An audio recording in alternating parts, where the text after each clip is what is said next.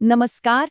आज हम बात करने वाले हैं भारतीय राष्ट्रपति के पद के बारे में। ये पद आखिर है क्या, इसकी शक्तियां क्या हैं और इसका इतिहास कितना दिलचस्प रहा है। चलिए सब कुछ समझते हैं। तो सबसे पहले एक सवाल जो अक्सर लोगों के मन में आता है कि भाई भारत में असली पावर किसके हाथ में है? हेड ऑफ स्टेट कौन है? असली बागडोर कौन संभालता है? देखिए, इसका जवाब ना बहुत सीधा सा है। जैसा कि यहाँ दिख रहा है, प्रधानमंत्री के पास होती है कार्यकारी शक्ति, मतलब वो सरकार चलाते हैं, डे टू डे डिसीजंस लेते हैं।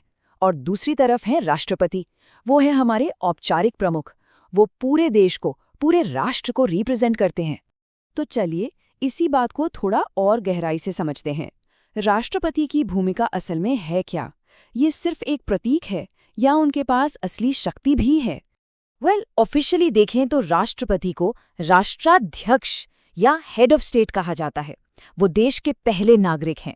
और ये सिर्फ कहने की बात नहीं है, ये एक बहुत बड़ी सिंबॉलिक रोल है।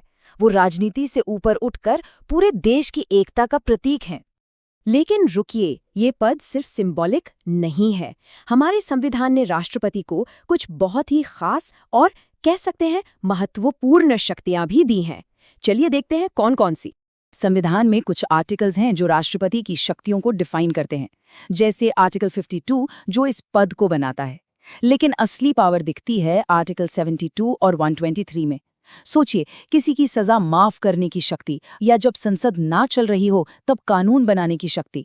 ये दिखाता है कि राष्ट्रपति सिर्फ एक प्रतीक नहीं बल्कि संविधान के रक्षक भी हैं। अच्छा, तो ये अध्यादेश या ऑर्डिनेंस होता क्या है? सीधे शब्दों में कहें तो ये एक तरह का टेम्पररी लॉ है। जब पार्लियामेंट का सेशन नहीं चल रहा होता और किसी कानून की तुरंत जरूरत पड़ जाए तो राष्ट्रपति इसे जारी कर सकते हैं। ये एक बहुत बड़ी लेजिस्लेटिव पावर है। राष्ट्रपति का कार्यकाल 5 साल का होता है और वो पद संभालने से पहले संविधान के प्रति वफादारी की शपथ लेते हैं। मतलब सब कुछ रूल्स एंड रेगुलेशंस के हिसाब से ही चलता है। चलिए अब इन नियमों और कानूनों से थोड़ा हट कर बात करते हैं उन लोगों की जिन्होंने इस कुर्सी को संभाला है, क्योंकि असली कहानी तो इंसानों से ही बनती है ना।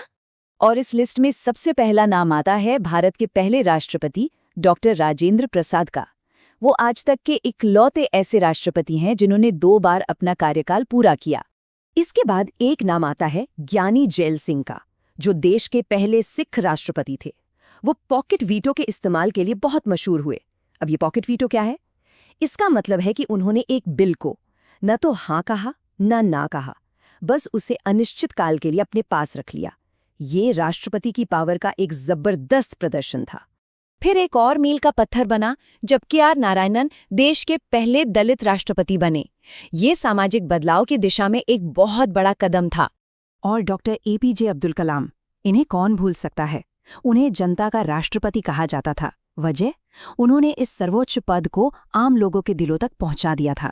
इसके बाद इतिहास में एक और नया पन्ना जुड़ा जब प्रतिभा पाटिल जी भारत की पहली महिला राष्ट्रपति बनी। उन्होंने आने वाली पीढ़ियों के लिए एक नई राह खोली। और आज हमारी वर्तमान राष्ट्रपति हैं द्रौपदी मुर्मू जी, जो आदिवासी समुदाय से आने वाली पहली राष्ट्रपति हैं। यह अपने आप में दिखाता है कि हमारा लोकतंत्र समय के साथ कितना मैच्योर और इंक्लूसिव हुआ है।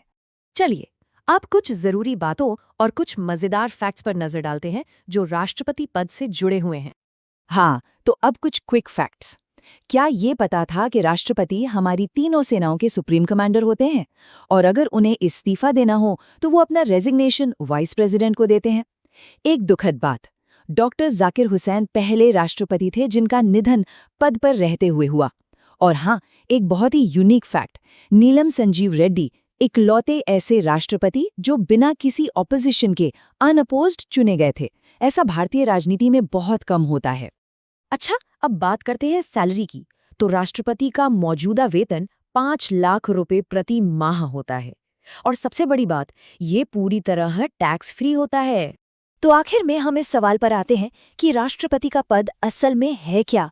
क्या ये सिर्फ देश की एकता का एक प्रतीक है या फिर ये एक कॉन्स्टिट्यूशनल सेफगार्ड है, एक सुरक्षा कवच जो हमारे लोकतंत्र की रक्षा करता है? इस पद की असली विरासत क्या है? ये एक सवाल है जिस पर सोचना बनता है।